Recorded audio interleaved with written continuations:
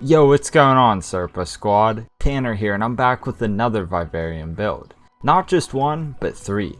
Let me give a little context though. 7 years ago I adopted a Crested Gecko. I fell in love with him and bought another one from a breeder. Shortly after, I built them identical plywood tanks and intended to stop there. However, several years after that, I adopted a Gargoyle Gecko. She currently lives in an Exoterra, which doesn't fit into my collection. I did that to show what's possible and to house her until I had time to do this. I'm not taking on any more geckos like these. Crested and Gargoyle geckos essentially have the same care requirements, so I made a dedicated area for them. 3 identical plywood tanks that measure 24 inches wide, 24 inches deep, and 24 inches tall, which is roughly 60 gallons. I'll do a separate video on how I built these in the future. Let's get to work. The first thing to address are the backgrounds. I'll use 2-inch thick insulation foam as the base. I cut out 3 pieces for each tank.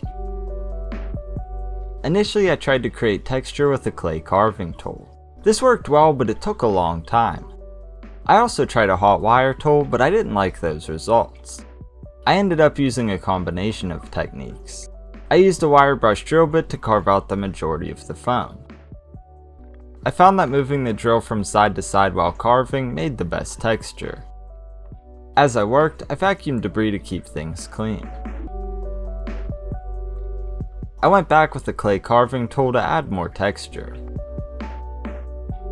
Also, I carved the side pieces before the back. This allowed me to ensure that things fit together optimally. Finally, I did a quick pass with a heat gun to tighten up the foam. I'll paint these to look like dirt. For that I'm using Tintable white Drylok and Quikrete tints.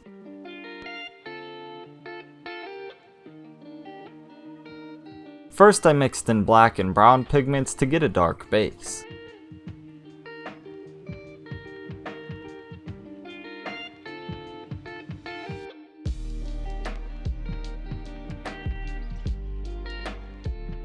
I painted this onto all 9 of the backgrounds. This is probably the most important layer, so I made sure to get it into all of the cracks. Otherwise, you may have to go back and touch up a few spots. After that layer dried, I added the next layers with a dry brush technique. I loaded the brush with dark brown and lightly brushed it over the background.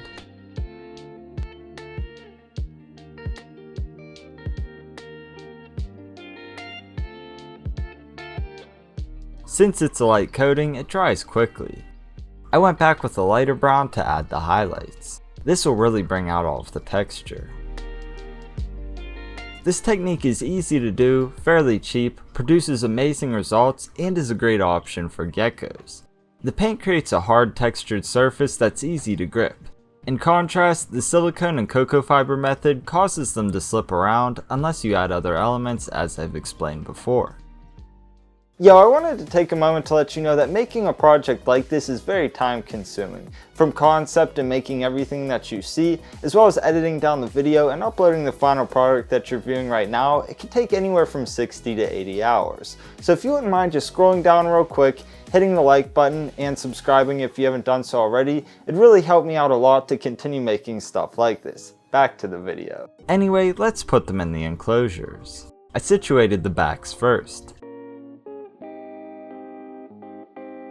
Then I applied silicone to the sides and wedged them in place. It all fits tight enough that silicone isn't needed, but I added it as a precaution in case the thinner areas start to bow.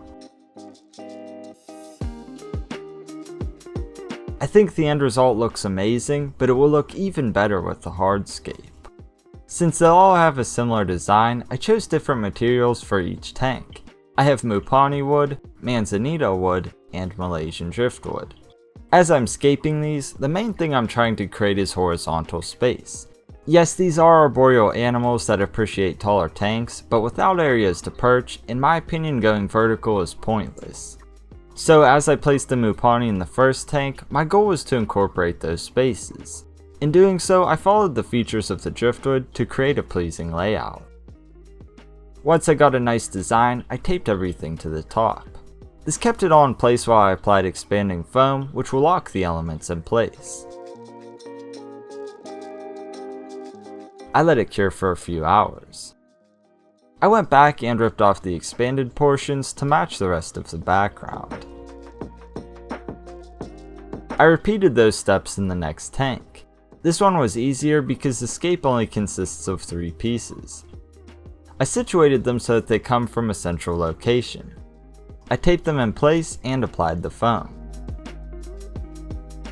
Again, I did the same thing in the third tank. This one was even easier because I was able to wedge the pieces in place. I want 2 of the tanks to have plants on the backgrounds, so I added planter pots. I placed them in secure locations and filled them with paper. This kept them empty while I applied the foam. I carved these out and painted them to match the rest of the background.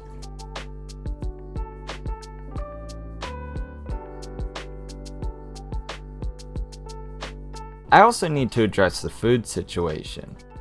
When I make these tanks, I like to include the food dish in the scape itself. I use plastic cups as a base for these biodegradable dishes. Anyway, as you'd expect, I foamed them in place to match the rest of the background. I later drilled holes in the cups so they don't fill with stagnant water.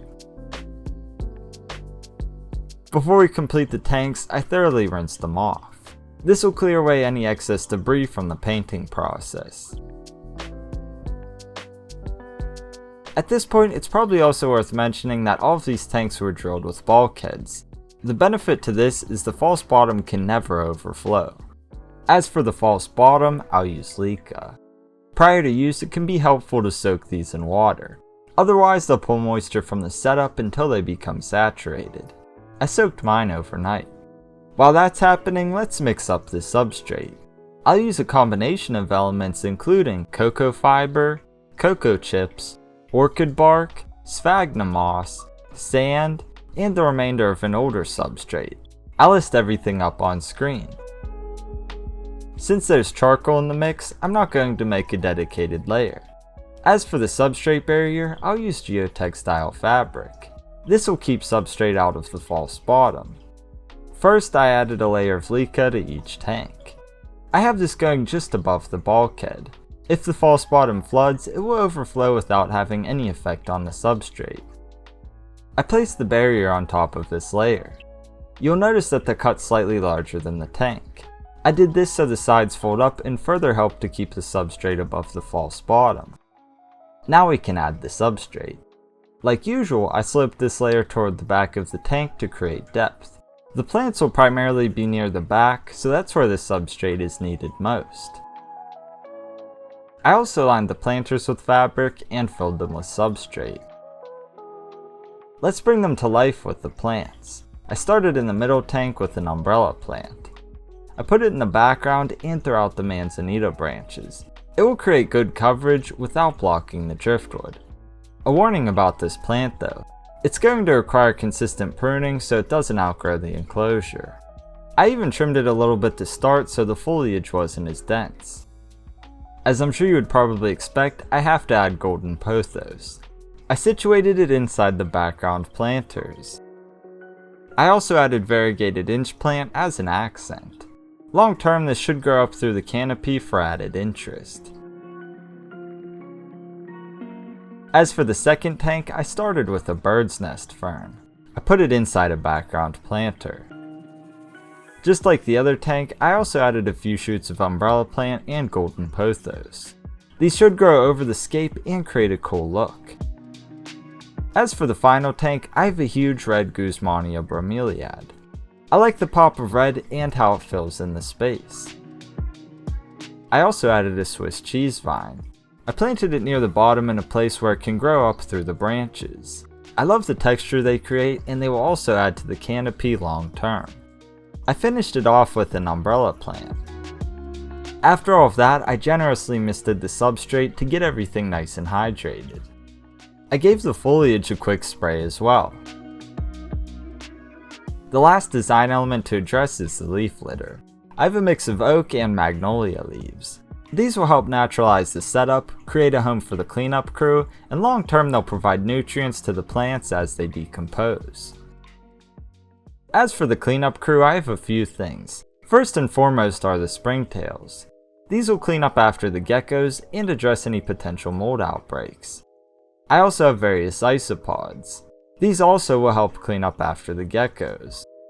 The combination of these, along with beneficial bacteria and fungi that will develop over time, will turn this into a living ecosystem that requires no maintenance other than trimming the plants. In line with that, a lot of you ask me about cleaning the background. If you're consistently spraying the tank, this shouldn't be a concern at all. Just spray it down and the cleanup crew will do the rest. I want to address a few other key components prior to adding the animals. First is how I designed the enclosures. I already talked about the background and hardscape, but what about the plants? Everything I chose is easy to grow and resilient. These animals aren't intentionally destructive, but they will ruin delicate plants. I chose my selection accordingly. Having foliage is also important because of how these geckos drink. They prefer to gather water off of the leaves and won't really use a water bowl. You'll also notice that these tanks are deceivingly full of plants. I say deceivingly because there's still a lot of room for the animals.